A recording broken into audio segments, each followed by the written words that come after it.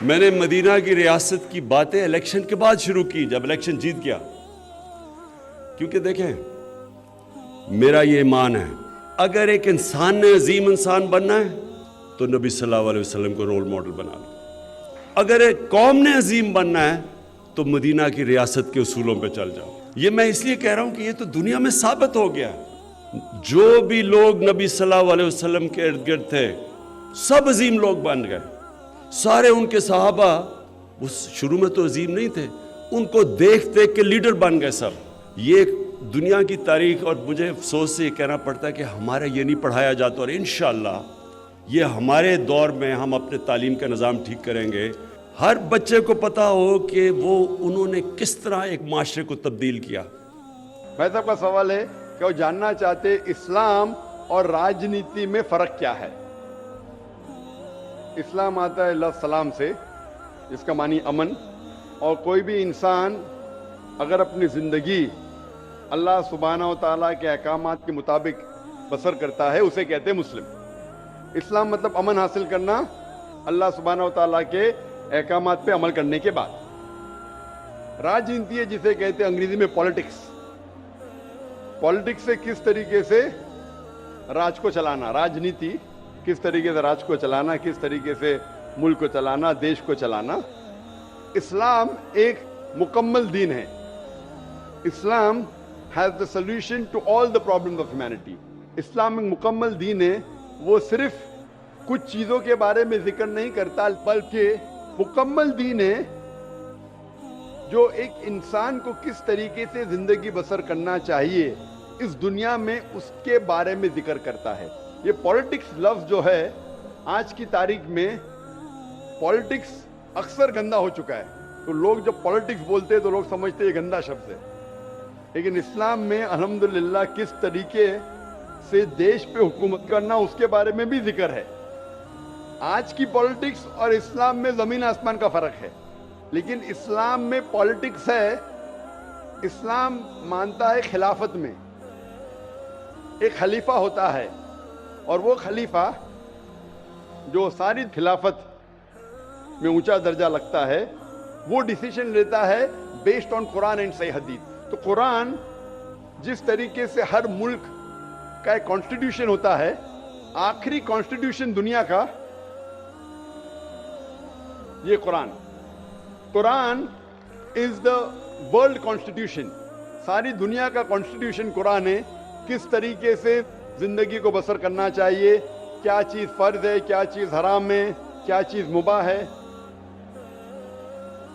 اس میں ساری ڈیٹیل ہے، اور اس کی تو تشریح ہے یا تفسیر آپ بولیں گے، وہ ہے صحیح حدیث، اللہ کے رسول کی صحیح حدیث، جو اللہ کے رسول نے کہا، جو صحیح حدیث ہے۔ یہ دونوں کو لے کے اگر آپ ملک یا دنیا کو چلائیں گے تو یہ اسلام کے مطابق چلیں گے، اور ہمیشہ انشاءاللہ دنیا میں امن رہے گا۔ افسوس کی بات ہے کہ آج دنیا میں ایک بھی ملک نہیں ہے جو میں کہہ سکتا ہوں کہ 100% قرآن اور صحیح حدیث پہ چل رہا ہے۔ ایک وقت تھا محمد صلی اللہ علیہ وسلم کے دور میں، اور ان کے انتقال کے بعد پہلے 4 خلفاء راشدین حضرت ابو بکر، حضرت عمر، حضرت عثمان، حضرت علی، may Allah be pleased with them all، یہ دور سب سے سنہرا دور تھا، اور صحیح راجنیتی آپ جاننا چاہتے تو ان کو دیکھیے، ان کے دور کو دیکھیے، اللہ کے رسول اور پہلے 4 خلفاء راشدین کے دور، ان میں آپ کو سب سے بہترین مثال ملیں گی کس طریقے سے حکومت کرنا چاہیے۔ یہ سب سے اچھی مثال ہے۔ افسوس کی بات ہے کہ ہم مسلمان قرآن اور صحیح حدیث سے دور ہو گئے، اسی لیے ہم پیچھے ہو گئے۔ انشاءاللہ مسلمان جب قرآن اور صحیح حدیث کے قریب آئیں گے تو انشاءاللہ پھر سے اونچائی پہ آئیں گے۔ Hope that answers the question. عرب تھے ریگستان میں رہنے والے، 2 سپر پاورز، ایک طرف رومن ایمپائر، دوسری طرف پرشین ایمپائر، ان کی تو حیثیت ہی کوئی نہیں تھی۔ دیکھتے دیکھتے یہ لوگ، اور دیکھتے دیکھتے بھی آج کل کی دنیا میں تو دنیا تیز چلتی ہے، اس زمانے میں تو اونٹ پہ سفر ہوتا تھا۔ اب یہ سوچیں کہ یہ ایک معجزہ ہے کہ ان کے नबी सल्लल्लाहु अलैहि वसल्लम के दुनिया से पर्दा करने के बाद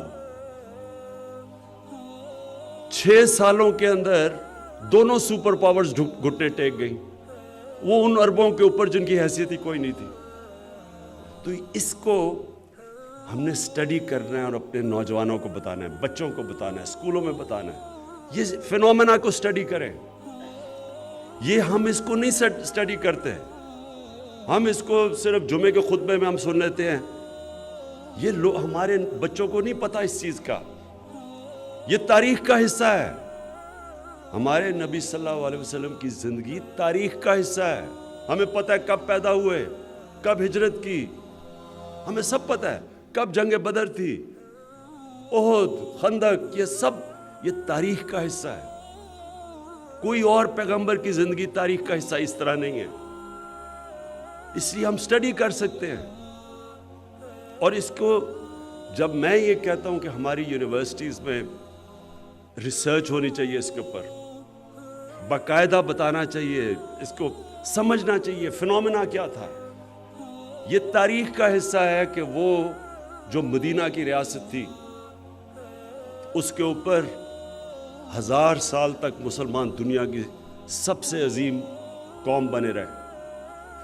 700 साल तक सारे दुनिया के टॉप साइंटिस्ट मुसलमान थे।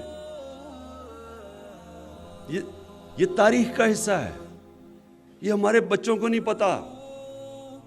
हम आज मोबाइल फोन आ गया है, बहुत बड़ा चैलेंज आ गया हमारे माशरे पे।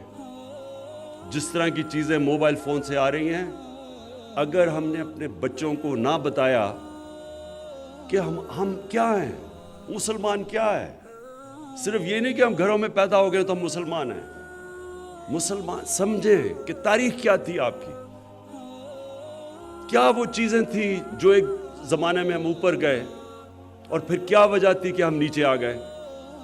ये इल्लामा इकबाल, जो मैं समझता हूँ कि एक ऐसे स्कॉलर थे, आज भी आप उनका फ़लसफ़ा पढ़ें, उनकी जो रिसर्च पढ़ें, मगरबी सिविलाइजेशन को भी वो समझे, अपने भी दीन को, तारीख़ को, इस्लाम को, उन्होंने जो बातें की हैं आज भी आप पढ़ लें, ऐसे लगेगा कि आप लिख रहे हैं कोई। क्योंकि वो तब से वो समझ गए थे कि मुसलमान क्यों नीचे आए हैं और ऊपर कैसे जाना है उन्होंने। और इल्लामा इकबाल ने बार बार ये कहा कि जब मुसलमान गिरता है तो वो मदीना की रियासत के असूलों से दूर चला जाता है, और जब भी मुसलमान कौम उठी है उन असूलों के ऊपर जाना शुरू कर दिया।